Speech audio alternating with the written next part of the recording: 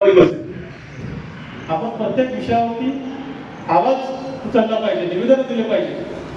समाजकारण खातं काहीच काम करत नाहीये हे बोलणं चुकीचं आहे.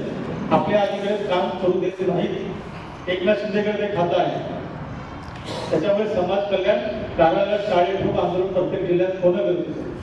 जोपर्यंत आपण त्याला टाळे ठोक आंदोलन करणार नाही, त्याच्या विरोधामध्ये आवाज उचलणार नाही, त्यामुळे एकनाथ शिंदेला कळणार नाही की अरे आता हे लोक जागे झाले.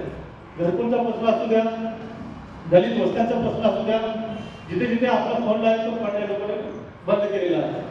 आपल्या लोकांसाठी अगर शेतीची म्हणजे बांबूची शेती करायची असेल तर 1.5 कोटी रुपये एका एकरला दिले जातात. 90 लाख रुपये सबसिडी आहे. आपल्या लोकांना जास्तीत जास्त फॉर्म भरला आणि ते पैसे मिळवले ते बांबूची शेती करतायत आणि विशेषतः मराठवाड्यामध्ये करतायत. तर त्या लोकांनी फंड बंद केला.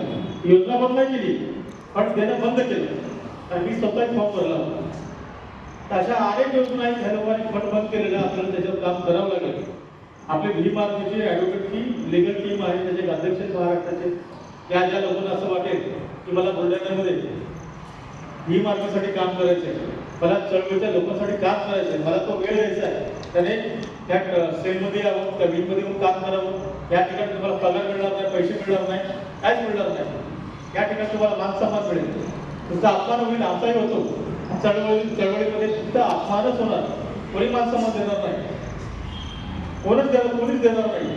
तुम्ही म्हणत असाल मला मानसन्मान मिळाला पाहिजे, मला खुर्ची मिळाली पाहिजे, ही अपेक्षा कोणी घेऊन भीमार्गीमध्ये तर येऊच नका. भीमार्गीमध्ये फक्त आणि फक्त तुम्हाला चळवळीमध्ये काम करताना अपमान मिळेल, पण मानसन्मान तुम्हाला भरपूर मिळेल. अपमानापेक्षा मानसन्मान तुम्हाला भरपूर मिळेल. पण तुम्ही अगर काम करत असाल तर चंद्रशेखर भाई पुढच्या महिन्यामध्ये महाराष्ट्र दौरा महिन्यावर 2 दिवसासाठी कदाचित धुळ्यामध्ये त्याची सभा पण होईल.